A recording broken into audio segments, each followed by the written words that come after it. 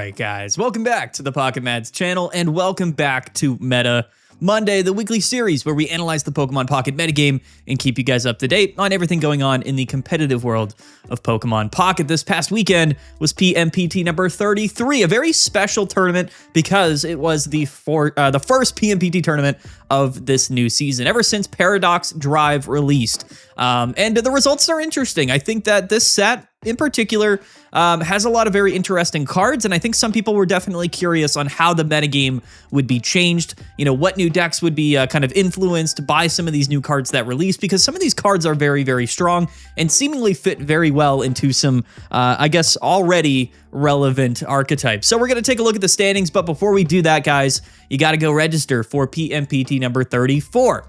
Demolition Drive is what we're calling this one, and it is this upcoming Saturday, June 6th, $100 in the prize pool, as always, and it'll be, I guess, the second tournament of this new season, and I'll be curious to see, you know, what's different, but across this past week into the next week of this new season. It's always strange, right, to see kind of how much different the metagame might look going into the second week, or not at all. You know, last season, the metagame definitely progressed, but Sceptile EX, Mega Sceptile, ended up winning the first and second week of last season, which is kind of crazy. But let's dive right into the standings here of the results of our weekend's tournament this past weekend. And then after that, we'll go into the metagame tab and we'll break down all of the data, just like we always do on Meta Monday. All right, let's do it here. Let's see the standings. Here we go. Here they are. Okay, so here's the thing. Miraidon in Magnezone was very successful this weekend, and I think that most people kind of suspected that it would be. And then, of course, some other decks maybe less so, but people definitely were trying some of the new stuff. So I think that this being a very large tournament, over 500 players, you know, the data that we got from this weekend is definitely going to be really useful, even if the deck lists themselves will probably end up changing in the next week or two. But let's break it all down here. So Lico Unite from Venezuela, 12-1-1, an incredible run here. First place finish for Magnezone and Miraidon. Now, the one thing that you'll probably notice is that the Magnezone archetypes are being, I guess, listed as 2 or 3 different types of archetypes. And that depends, and the way that Limitless breaks out the deck lists depends on, you know, how many copies of one particular card are you playing, right? So Lico Unite, and we'll take a look at his deck list here, was playing Magnezone and Miraidon, meaning he has, I believe, like 2 Magnezone and 1 Miraidon in his deck. We'll take a look at that. But then in second place, we have Dauka from Japan, definitely one of the better players. A lot of these players, some of the best in the entire game from Japan. Shout out to him. Also making it to grand finals, playing Magnezone and Miraidon. However, his deck list was categorized as Miraidon EX and Magnezone, which means he was playing more than one copy of Miraidon. But in third place, we have Haki TCG, TCGP. In third place from the United States, 11-2, playing Mega Sceptile. And if we look down in the standings, there was quite a few Mega Sceptiles here in top 16. So a couple of reasons for that. We'll break that all down here in a little bit. But Sceptile definitely, and grass decks in general, still one of the strongest things in the entire game. Still pretty well positioned into kind of the greater overarching metagame. That being, of course, things like, you know, Oricorio and Magnezone and those lightning type archetypes, but also, you know, Altaria and the Bad Dreams, Igglybuff, Darkrai, sleep decks, right? Getting access to Ogerpon, very important. So Sceptile had a really great run this weekend. Third place is the highest Sceptile. Shout out to Haki TCGP. I Am Complex from Japan as well. Fourth place, another Magnezone and Miraidon again, or Miraidon and Magnezone. So 3 out of the 4 decks in top 4 were playing, of course, that new Lightning package with Miraidon, but also Mega Hana EX from Indonesia also playing Miraidon Magnezone. And then here in 6th place, we have Enric Ju from Germany, 10-2, also Magnezone Miraidon. So basically, what is this? 5 out of the top 6 decks are all lightning type decks with Miraidon EX. If you had any doubts as to how strong Miraidon would be, especially combined with already one of the more prominent decks in all of Pokemon Pocket, it's very good. It's very, very crazy. I'm not sure exactly what the developers were thinking, but very interesting to say the least. 7th place, Ludo Sceptile. So now, okay, so all of top 7 are within the same 2 types of archetypes. However, this Sceptile deck, theoretically different than Hacky's deck. He was playing Pheromosa, and this is going to be more of your standard Sceptile list here. And again, we'll break them all down in a little bit. And then we have Doug's from Brazil in 8th place. Really the only outlier here in top 8. And this is going to be Zoroark EX with Mega Absol. So I think we all know Zoroark EX, definitely a pretty strong deck list. One that probably might be able to handle things like Miraidon and Magnezone maybe a little bit more effectively than some of the other decks in the standings, but Doug's find his way from Brazil. Shout out to him in 8th place. In 9th place, we have Toofdock. And then 10th place, we have Windup Bird Maida. And then in 11th place, we have Kitsu from the Philippines in Japan for Maida. All 3 of those players were playing Sceptile to a degree. That's 9th, 10th, and 11th place. And then once we get down to 12th place here in the latter end of top 16, we start to see a little bit more variety in the deck lists. That's Nabrix in 12th place, the 2-time PMPT champion, was playing Mega Altaria. In fact, he was playing Gourgeist Altaria, which, in fact, in my mind, was the most successful Altaria deck of this tournament by far. Very, very strong deck into this weekend's metagame. Froggy X, GG's, I can't say the name, I apologize. From Portugal, 13th place, and here is Sleep Altaria. So the deck that definitely was, I would say the most contentious deck going into the season, and one of the things that I think a lot of people was definitely a bit up in arms about, finding its way here into 13th place. So literally no other Sleep Altaria decks finding their way even into top 16. In fact, we have to go all the way down to 25th place, Itachi, to find Mega Altaria in Espeon once again. And I think that's definitely interesting. Something that might surprise some people is the absence of Altaria, particularly Sleep Altaria. But we have another Miraidon here, 14th place. That's Wizzy. Lenora from Indonesia here was playing Suicune Baxcalibur. So Suicune is going to be sliding in here to top 16, just barely. And then we have Pock, 55 from Germany, who was playing the future Cybox deck, or Iron Valiant, and in this case, Iron Boulder, as it's categorized here on Limitless. Now, the future Paradox Psychic, package did find its way throughout the metagame a little bit. We had Inu here from Brazil in 18th place, also playing Iron Valiant in the package, but with Altaria. And then as we go down here, another Iron Valiant, this time with Iron Crown in 22nd place. So this future Toolbox Cybox deck is actually a pretty solid archetype, and amongst a lot of the top decks of this metagame, kind of including Sleep Altaria, it actually performed better overall, which is interesting. We did have a Dark Greninja down here at 21st place. And if we go all the way down here, we start to see a little bit of Lucario, 32nd place. That's Morez from Argentina. We see a Hydreigon Hosey from Japan, 33rd place. We had a Blaziken Greninja. This is Mega Sora EX from Indonesia, 37th place. And pretty much until we get down to 51st place, which is Bourbon playing Superior and Heracross. And then we have Dark Tina down here, 56th place. But that's pretty much the bulk of the standings, guys, and what this weekend's metagame sort of looked like. Let's break down the deck lists, because there's definitely a lot of slight differences that we have to kind of spend some time on here, because although it does look like most of the metagame is Miraidon and Sceptile here at the top of the standings, these deck lists are going to differ, quite slightly, but that's going to have a pretty big impact on how they perform. So let's take a look at the first place deck list. This is Lico Unite, once again from Venezuela. Congrats to him. And let's take a look at his deck list. So this is going to be a very, very standard build for Magnezone Oricorio. However, we just swapped 2 cards out of the Legacy deck that we were seeing in previous seasons with 1 Miraidon and 1 Professor Turo. This is a very standard kind of, idea of how you could play Miraidon. One of the things that I originally thought of with Miraidon is that, yes, in fact, you can just play 1 Miraidon into an already existing Magnezone Oricorio archetype, and in fact, it's going to be quite good because it's just an alternate win condition. It's something that Magnezone just didn't really have. I believe, Magnezone decks of last season were playing maybe a mix of Magnezone and Magnezone EX, but this particular, strategy, this deck list has just not even utilized Magnezone EX. It's playing a purely single prize archetype, double Oricorio, double Mirror Shot Magnezone, kind of going maybe a 1-1-2 prize route, which in fact might be the best way to play this deck list. As we know, Miraidon can just one-hit KO anything. That's the big upside of this new EX Pokemon. It's absolutely broken. Magnezone or Magnetons particularly pile up energies. Oricorio slows the game down, protects your board state, quite frankly, in a lot of matchups. And then, once we have a bunch of energies, if we needed to one-hit KO Mega Pokemon or whatnot, we have Miraidon to do that. But there's a lot of matchups where you can just sort of win by having the Oricorios and the Magnezones, just like we were doing in previous seasons, which is why I do think that the 1 Magnezone here, the 1 Miraidon is probably going to be a very popular way to kind of include this in, you know, Magnezone Oricorio, because that's what this deck is. It's just Magnezone Oricorio now with the additional card that can one-hit KO anything in the game. So it's sort of interesting like that. Professor Turo, I do think is kind of worth playing. You know, there are going to be some matchups where maybe you lead Miraidon, or maybe you wanted to get Miraidon out kind of in the mid game to take a KO on an otherwise un-KOable Pokemon, and then you don't really want to kind of end the game outright right then, right? So if you do lead Miraidon, the only way to kind of get it out of the active effectively is going to be to play the Turo. So I think if you're playing one Miraidon, I do like playing one Turo, but that being said, you know, maybe you could play an additional copycat in place, or like a Sabrina, or literally anything that you would typically want to play in Magnezone or Oricorio. Sometimes I think Ice Pop is thrown in there, but this deck list has basically everything that you would want to play.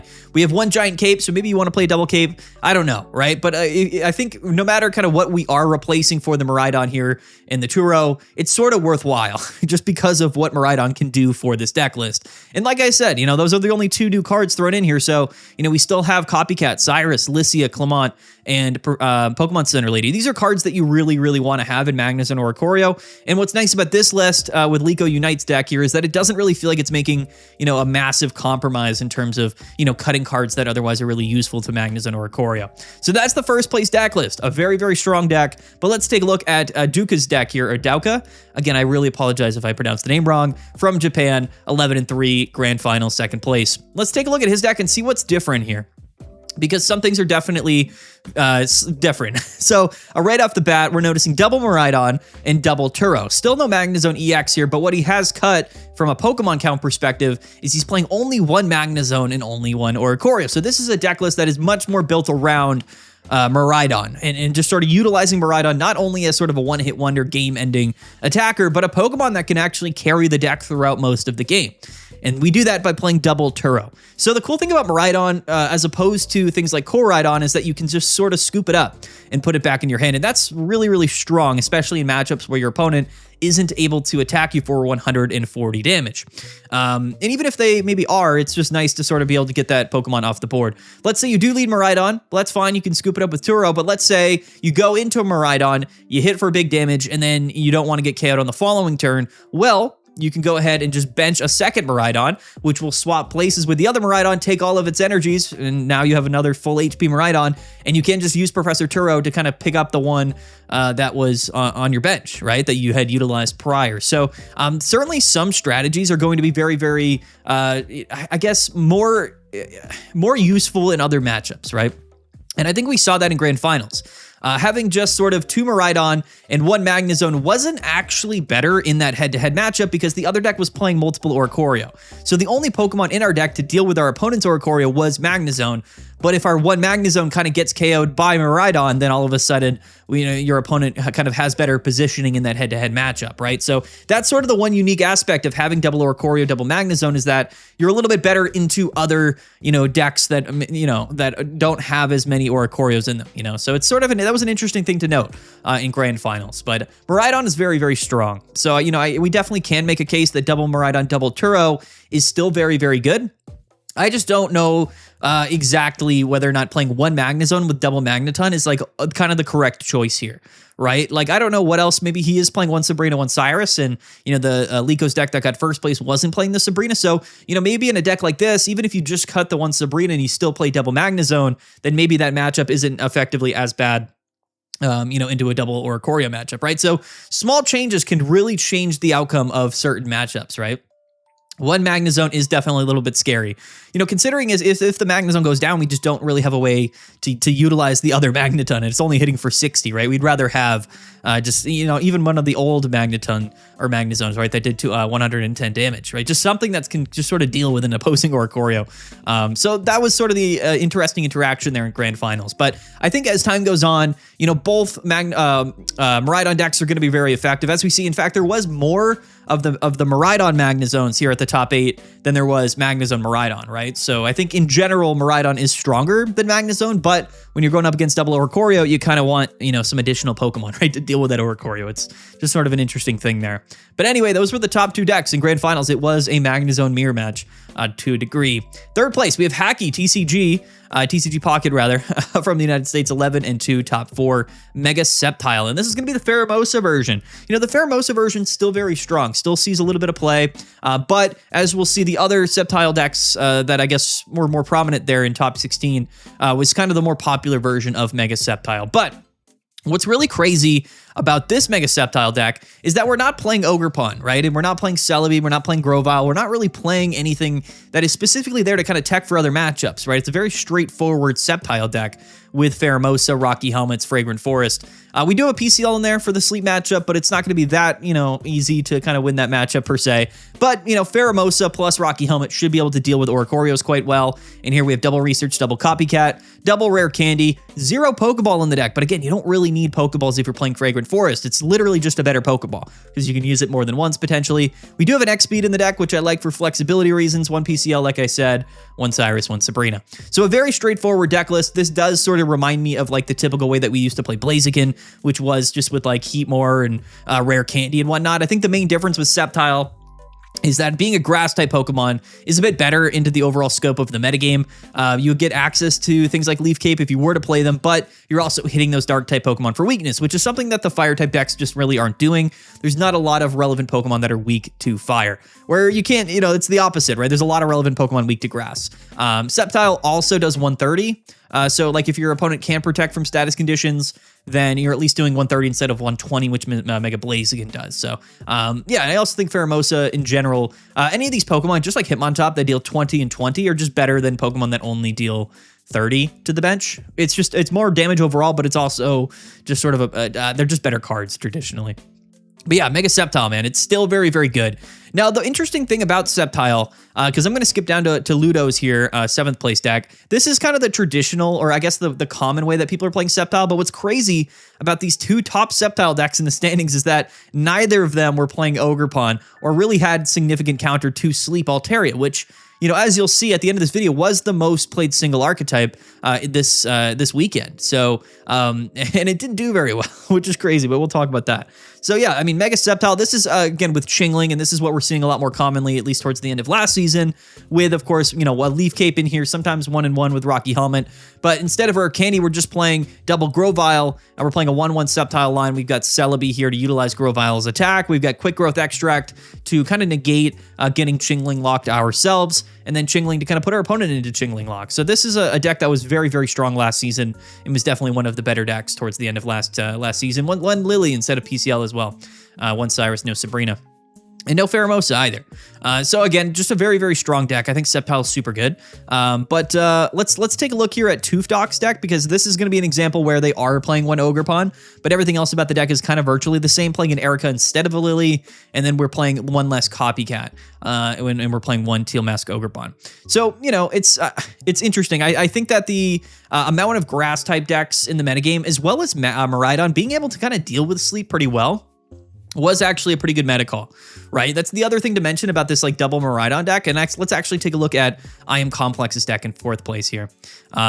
This is going to be, yeah, so very similar to that 2nd place deck. In fact, it might be the exact same one. Pokecom thrown in place of something, I think the Giant Cape. So no Giant Cape playing 1 Pokemon Communications, which is pretty cool actually. Still got Clement, Copycat Lycia, double Miraidon, double Turo, 1 Sabrina, 1 Cyrus, but 1 Magnus and 1 Oricoria. The thing is with the Miraidon and the scoop up sort of Turo combo is that you don't really have to worry about sleep at all, right? Like the Miraidon just kind of swaps in for free. So the Pokemon that got put to sleep in the active spot, not only can you swap in a different Pokemon to negate the whole sleep factor, but you can also move the energies to that active Miraidon and just kind of KO whatever's in the active. So it's actually very, very effective into sleep. So I think that the double Miraidon was definitely a really nice counterplay to the Altaria sleep decks, but also some of these Sceptile decks, as we're seeing down here. If we take a look at Kaitsu's deck here in 11th place, this is going to be another, this is actually Pheromosa version, but playing Ogerpon. So a lot of these grass decks are playing Ogerpon, even though a couple of these Sceptile lists at the top of the standing weren't. There was certainly a lot of grass, Sceptile, and Ogerpon seeing play, which is going to be somewhat good into sleep, right? Just inherently speaking. It'll give them like a slight edge in that matchup, which I do like, which I think is a big reason why sleep maybe didn't perform extremely well this weekend.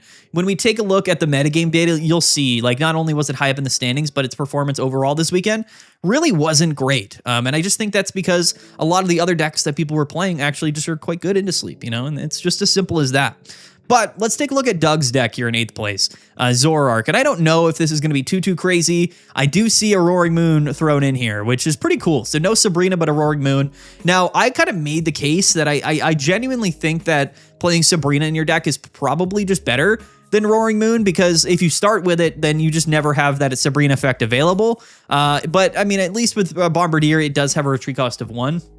So it's not like the end of the world, but it's also like you can't scoop it back up or anything, so the effect is just sort of negated. But it is another Dark-type Pokemon that can satisfy, of course, the attack condition of Brutal Bash, just like how Altaria wants Psychic Pokemon to satisfy Mega Altaria's attack. So I think for that reason, maybe with Zoroark, Roaring Moon could be worthwhile. We're still playing Darkrai, Mega Absol, and Bombardier.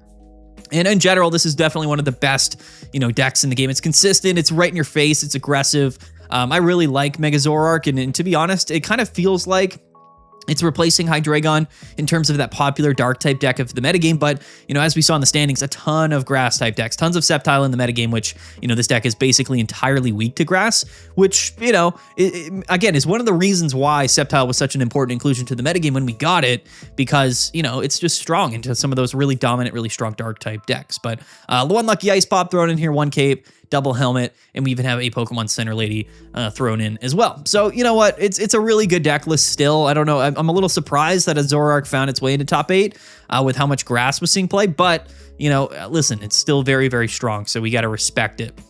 Let's fast forward down here. Let's go to Nabrix in 12th place, which was the highest placing Mega Altaria of the tournament this weekend. And it's not Sleep Altaria, that's right, it is Gourgeist, which to me is the better overall Altaria deck, right? The thing is, Sleep is really, really strong. It is, like, it's really strong, but it inherently is a coin flip deck. There are games, no matter how strong Sleep is, sometimes your opponent never stays asleep, and it's just not that really good in comparison to things like Gourgeist, if your opponent has a counterplay to it. And that's the thing about this deck list, is not only are we playing Gourgeist, but we're also playing Chingling Item Lock, we've got Jirachi bench damage, and we have Comfey, which is just going to counter sleep archetypes in their own right.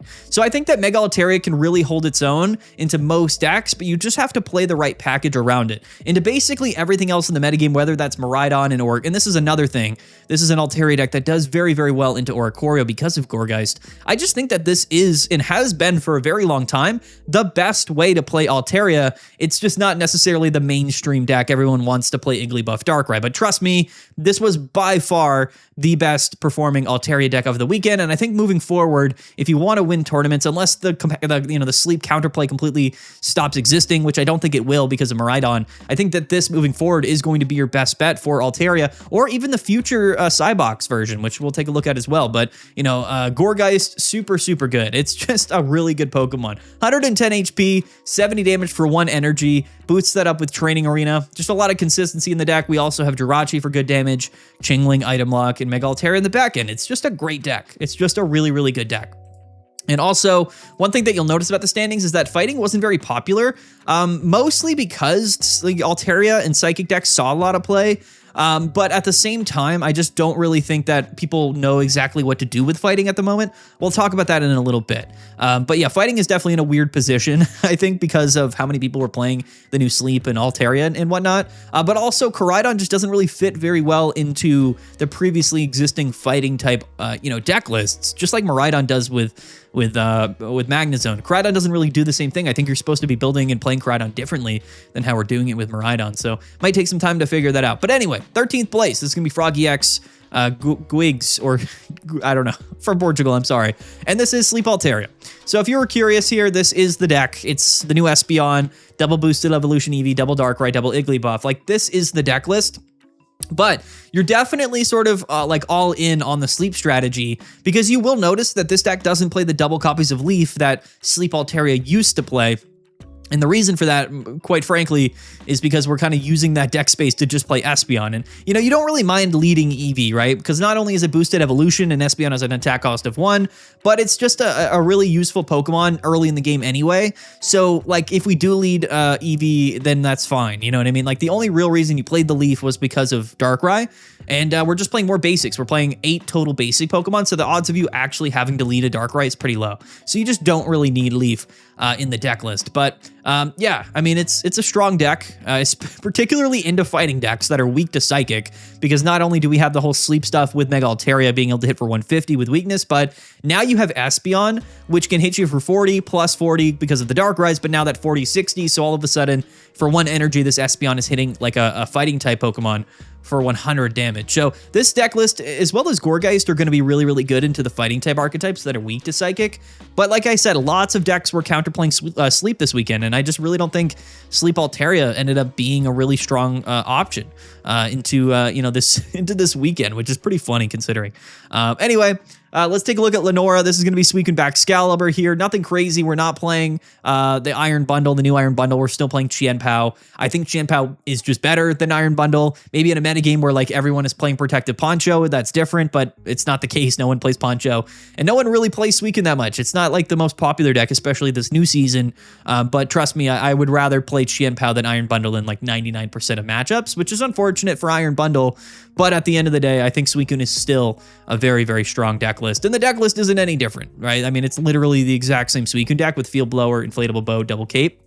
It's Suicune Excalibur, which is still a strong deck. And I do think that, even though Suicune's weak to Lightning and Miraidon is out there, and, there's a lot of Magnezone or Oricorio, other than that, I think that Suicune is still very, very well positioned and still a totally fine deck into the greater metagame. But lastly, let's take a look here at the deck that squeezed into top 16. This is going to be POC55's deck from Germany, and this is going to be Iron Valiant. Now, what's weird about this Future Cybox deck is that it's actually a little bit different than most of them that saw play in this tournament and so far this season, because we're not playing any Iron Leaves. So there's like 4 Pokemon that all fit together, these Future Psychic Pokemon. Iron Valiant, which is like the cornerstone, reduces the attack cost of a colorless energy, and that does stack. And then you have Iron Crown, which kind of attacks similarly to Suicune. It's got 100 HP. However, with double colorless, you can attack for free with it. So it's a really good leadoff Pokemon. Also, retreat cost of 2, same as Valiant. So Peculiar Plaza is very, very good into this deck. What's crazy is that this player was actually playing 1 Plaza and 1 starting Plains, no Giant Cape. So this is definitely a little bit of like a different version of Iron Valiant, which is kind of cool. But yeah, no Iron Leaves. And Iron Leaves is like the revenge attacker. So for like 1 energy, if you have the Valiants in play, because it's 1 Psychic, double colorless, then you can deal 50. But if you're revenge KOing, it does 100 damage. With booster energy, it's 120. Like, it's a really nice, like, kind of in-between Pokemon. Before you, like, theoretically, the whole point of the deck is to go like Iron Crown into Iron Leaves and then into Iron Boulder. But this deck list kind of skipped all that. They just said, you know what, I'm just going to play double Boulder, no Leaves. And we're just going to go and hopefully not lead Iron Boulder ever. And I guess that's kind of the whole concept of this deck list. A little bit scary with 1 Plaza. Like, it doesn't feel like it would be that consistent, but we are playing 1 Turo, so you can scoop up like a Pokemon if you lead with it. So 1 Plaza, 1 Turo might be fine as well. Yeah, I mean, Iron Boulder is going to hit you for 140, which is a lot of damage. You know, it's a very respectable attacker. Only 2 Psychic Energies on a basic Pokemon can hit you for 140 if you have Iron Valiant in play. So I think that's kind of the concept of this deck, is to kind of just go maybe Crown into double Boulder, Crown Boulder Boulder. I mean, that's more damage than Iron Leaves technically, but it's less consistent overall. It's cool. I mean, this deck list to me has been very surprising, this entire archetype, because it's certainly not bad. I just don't really feel like it's as strong as like some of the other single prize archetypes that we have in the game. So I am kind of surprised at how well it's been doing. You know what I mean?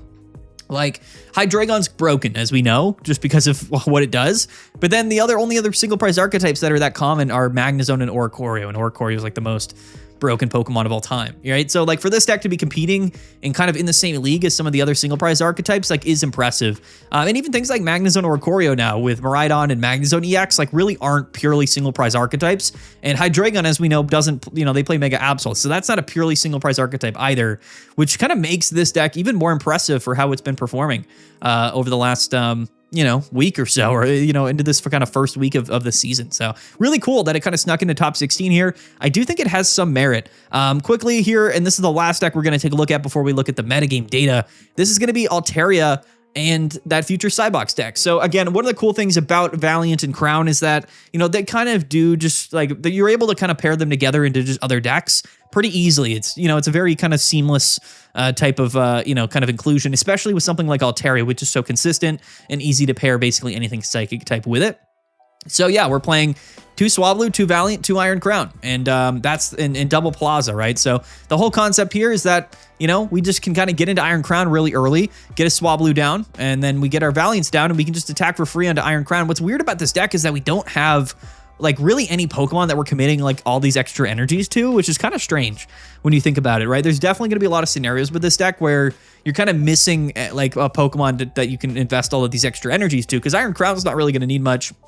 And then Altaria only needs 2 energies. So it's just sort of a weird thing about this deck list. Plus with Peculiar Plaza, you're not discarding any energies to retreat. So that's the one thing about this deck, but very consistent. And Mega Altaria is so good that it just sort of, you know, easily compare with this archetype. So I like it. You know, I do. I mean, theoretically, you can't just attack with Iron Valiant for like 70 with a booster energy. But yeah, I mean, it's totally fine. I don't know if this is better than even Sleep Altaria or like Gourgeist Altaria, but it's definitely not bad.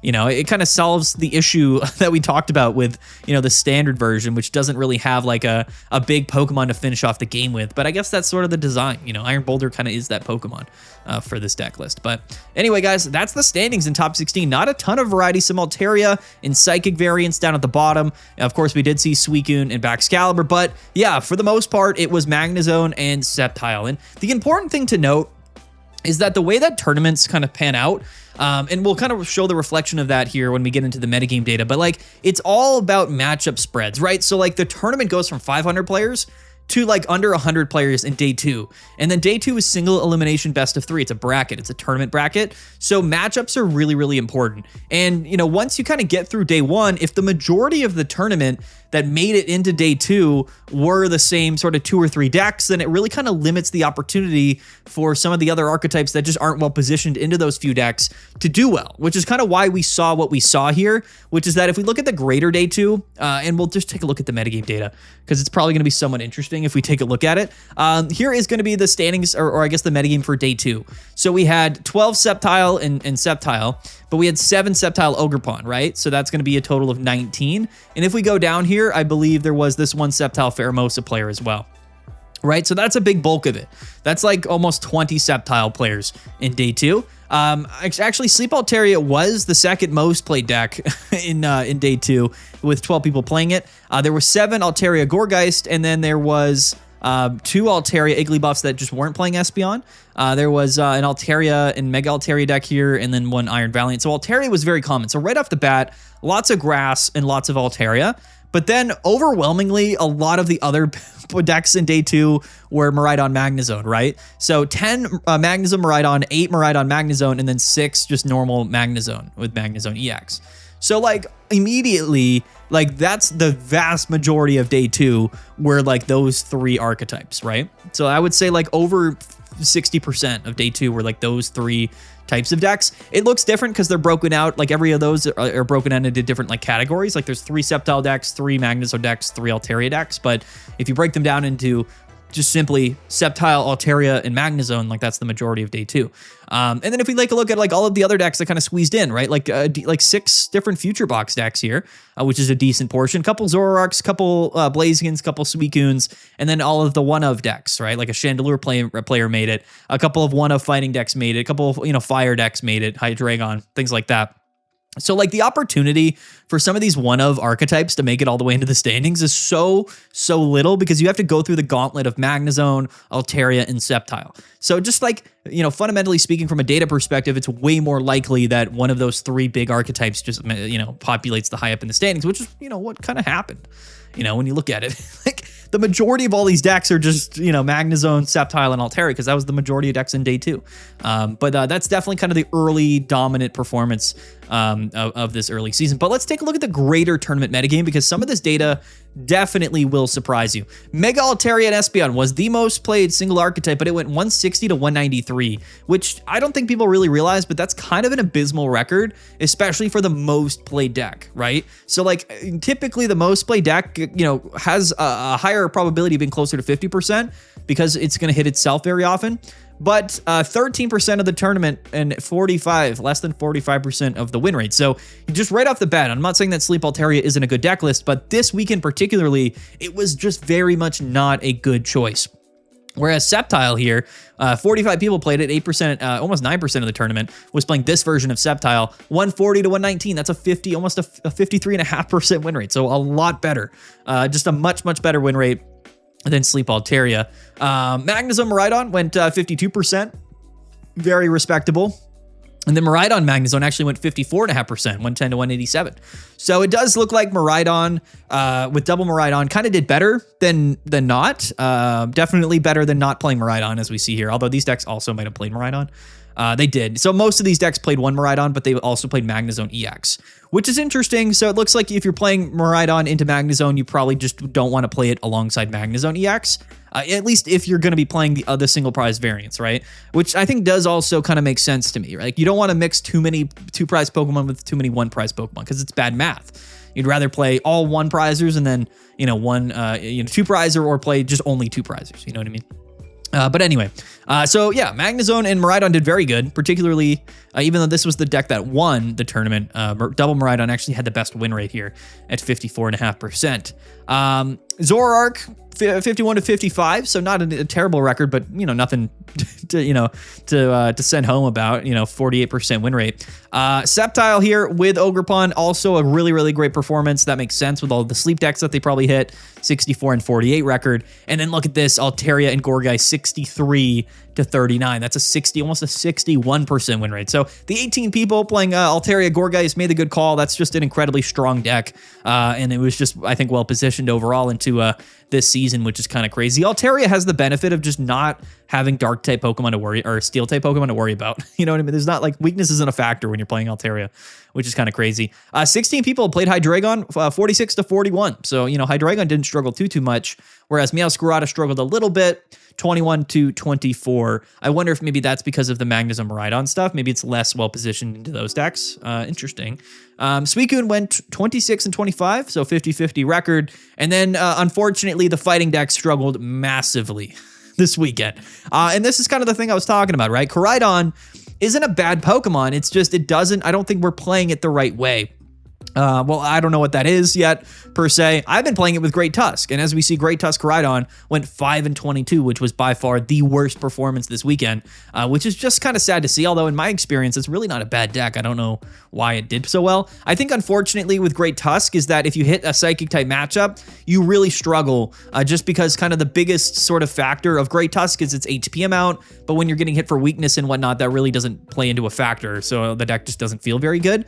And as we see here, Mega Lucario is just another fighting type deck that is weak to Psychic, you know what I mean? So considering how much Altaria saw play this weekend, fighting definitely wasn't much of a good factor, but I do kind of feel like that if we were to get a larger fighting sample size and there's less Altaria and more Lightning, then fighting is actually probably going to be like still a top 5 archetype this season. I just don't know if we've really nailed down what the best version of fighting type decks are. But this weekend, at least these 16 people that played these fighting decks really, really struggled, which probably makes sense if we take a look at their matchups. Like, what did they hit? I guess they just hit a variety of stuff and just kind of lost to like most things, which is unfortunate. But yeah, it's such a small sample size anyway that I don't really think this matters too much. Like, Great Tusk lost 1-4 into Mega Altaria and then 0-3 into Sceptile. So, like, if it's not good into Sceptile and Altaria, then why play it? You know what I mean? That's certainly a factor, for sure. So fighting is in a weird position. Iron Valiant here, so this version as well as the one with Boulder, both did well. So 22-20 and then 25-22. So I guess the future Cybox deck, which also probably does good into the fighting archetypes because it's Psychic, just did well. So that's interesting to note. And if we go down, like, none of the fighting decks did well. Like, even just Lucario EX and Lucario, 44%. Lucario Hitmontop, 38%. So nothing fighting, nothing that was weak to Psychic did well at all. Yeah. Let's take a look here. The Altaria Terapagos deck went 9 and 18, so it also struggled. And then, yeah, Glamora, King Gambit also 15 and 25, also just didn't do very good. So a lot of the kind of decks that people have kind of tested early this season are definitely struggling. Everything down here is such a small sample size, it really doesn't matter too much. The two players here playing Mega Sceptile with Pheromosa went 13 and 5 because a player went all the way to like top 4 with it. You know what I mean? Let's see here. Dark Greninja went 9-5. 2 people played it. What else kind of stands out to me? Superior and Heracross. There was one player that went 6-3 with it.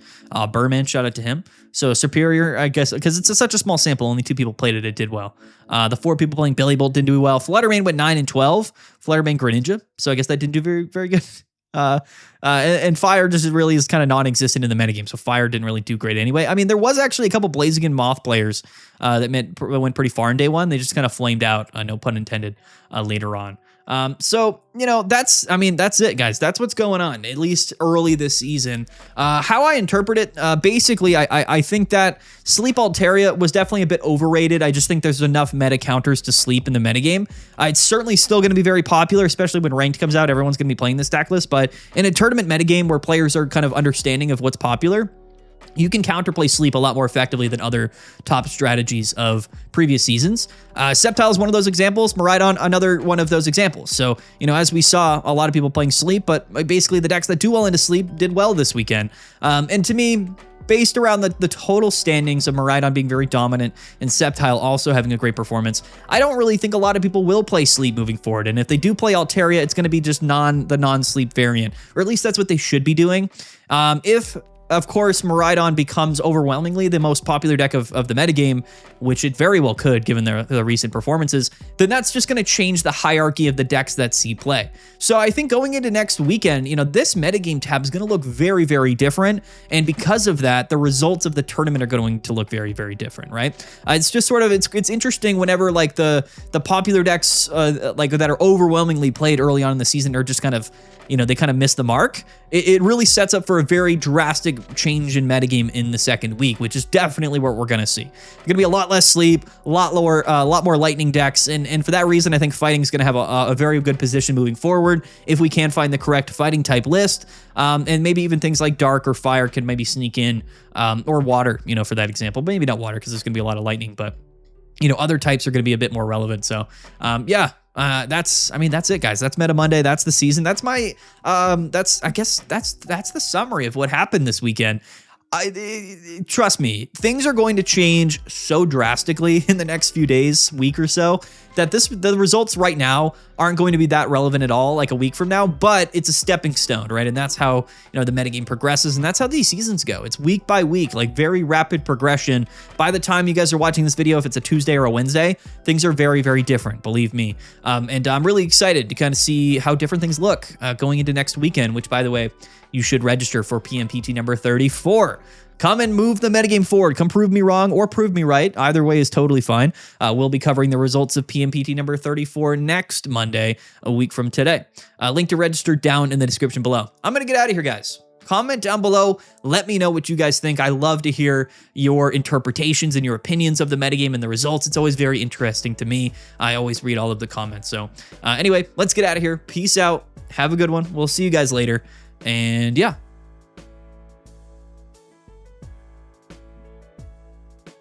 Bye.